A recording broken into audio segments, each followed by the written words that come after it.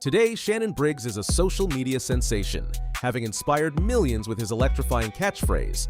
But beneath the viral fame lies the story of a fighter whose prime was nothing short of extraordinary, a story many have yet to fully appreciate. Once hailed as the next Mike Tyson, Briggs may not have lived up to that sky-high comparison, but he blazed his own unforgettable trail in boxing. With explosive power and relentless aggression, Briggs stormed into the heavyweight division like a force of nature. 175, down he goes from the right hand. Shannon Briggs with tremendous power from the right hand. His devastating knockouts became his signature, often ending fights before his opponents could even find their footing. A two-time world champion, he stood toe-to-toe with some of the era's greatest heavyweights, his unwavering heart and will making him a formidable figure in the sport's history. This is Shannon "The Cannon" Briggs. Born in 1971 in Brooklyn, New York, Briggs grew up facing the rough side of life, experiencing homelessness and a mother struggling with addiction. I was once a homeless kid, lived on the streets of Brooklyn, and I didn't grow up in the nicest of neighborhoods, but it was a tough neighborhood, but it taught me a lot. I learned a lot. Fortunately, at 16, he found a boxing gym, the Jimmy O'Farrell's Starrett City Boxing Club in Brooklyn. Within those walls, Briggs found more than a gym. He found a refuge, purpose, and a glimpse of a brighter future.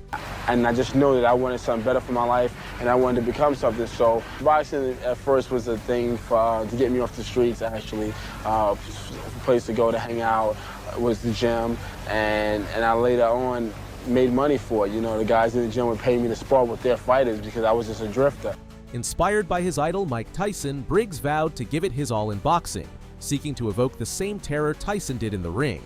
Despite having been diagnosed with asthma as a child, he trained relentlessly, showing signs of future greatness, which caught the eye of legendary trainer Teddy Atlas. Shannon is young in the way that he's only been doing it 3 years, and he's 20 years old, so he's still in a young mode. He's still young. Atlas took Briggs under his wing, becoming both a mentor and a father figure as Briggs navigated the amateur boxing scene. Although Briggs enjoyed some success in the amateur ranks, a hand injury kept him from competing in the Olympics. He turned professional in 1992, and the hype surrounding him was massive. Jackson goes down from the big attack by Shannon Briggs. His size, aggression, and knockout power earned him comparisons to Tyson as Briggs made quick work of his early opponents, knocking most of them out in the first round. In just 4 years, he had racked up 25 wins with 20 knockouts, 15 of those ending before the second round. At this point, Briggs, a humble competitor, carried an ego that was rare in the sport. His determination to be the best was undeniable, and it made him all the more captivating to fans. But just as Briggs seemed destined to rule the heavyweight division, fate had other plans in the form of Darrell Wilson.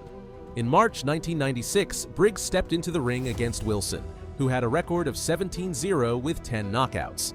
Wilson exposed key flaws in Briggs' game. Briggs, aiming for a quick finish, abandoned tactical precision, and exhausted himself in the process.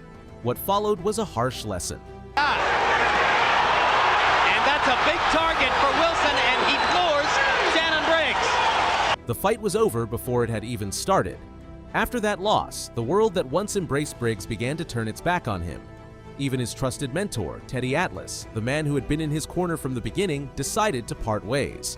Atlas didn't hold back, publicly questioning Briggs' drive and claiming he lacked the hunger needed to reach the top.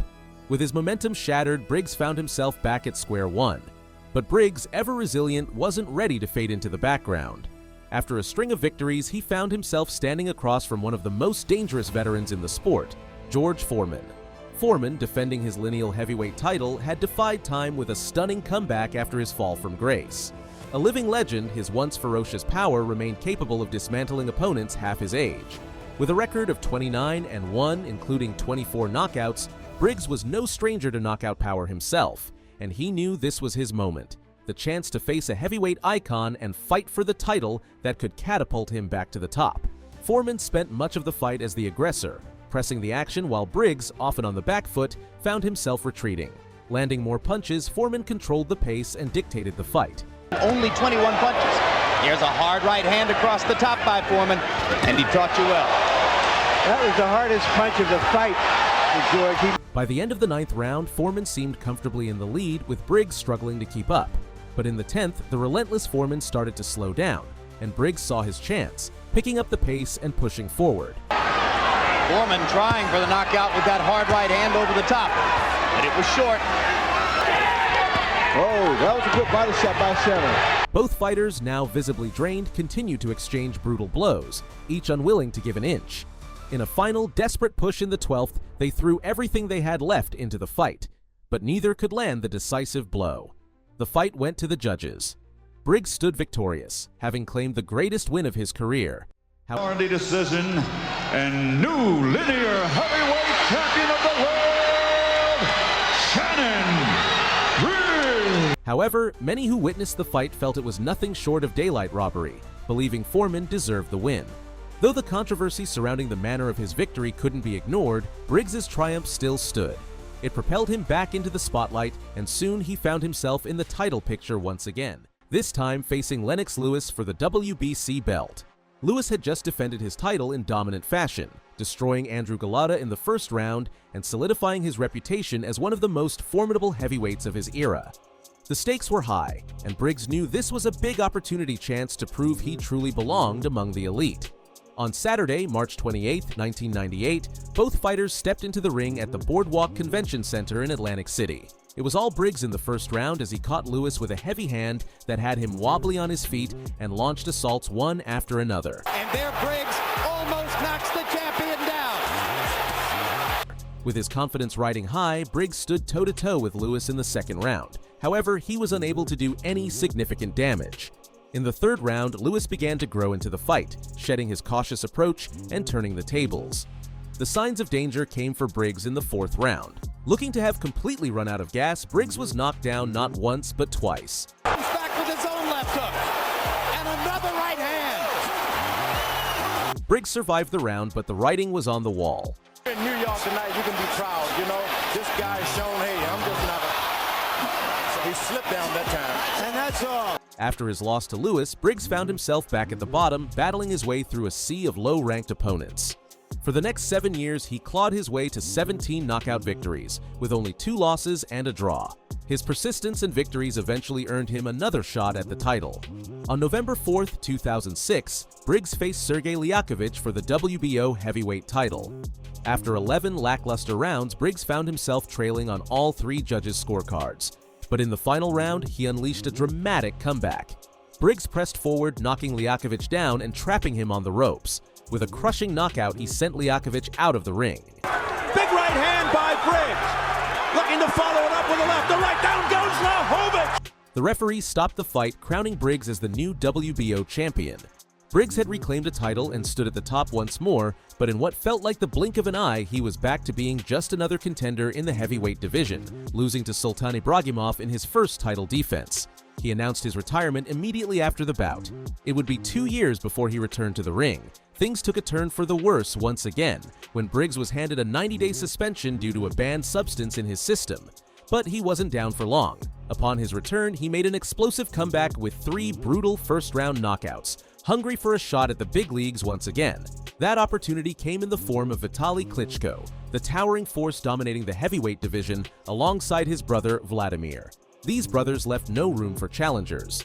Vladimir held the IBF, IBO, and WBO titles, while Vitaly reigned as the WBC champion. Briggs knew he had to go all in. In the build-up to the fight, he stirred the pot at every press conference, making sure to put on a show. But even he couldn't have anticipated just how badly things would go for him inside the ring.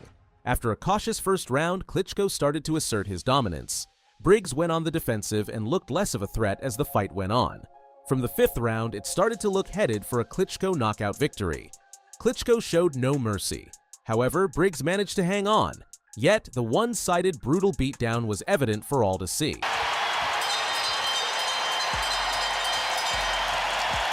In Briggs' defense, he claimed to have torn his bicep in the very first round, but chose to fight on, refusing to report the injury. This decision left him battling with essentially one arm, dragging him down for the rest of the fight. This loss took a toll on Briggs. Physically, Briggs was left with a left orbital fracture, a broken nose, and a torn left biceps. Mentally, he spiraled into depression. After 3 years on the sidelines, Briggs did return to the sport. After a few wins, his ambitions kicked in, and this time he was chasing a fight with Vitaly's brother, Vladimir Klitschko. In the pursuit of the fight, Briggs was inspired to throw every tantrum he could think of. Wherever he go, I go. Where he eat, I eat. Everywhere you go, I go. Now you see me, I'm everywhere, baby. Everywhere you go, I go, champ. Everywhere you go, I go, champ. What you do, I do, champ. I'm trained, champ. You trained, champ. Let's fight, champ. I'm trained.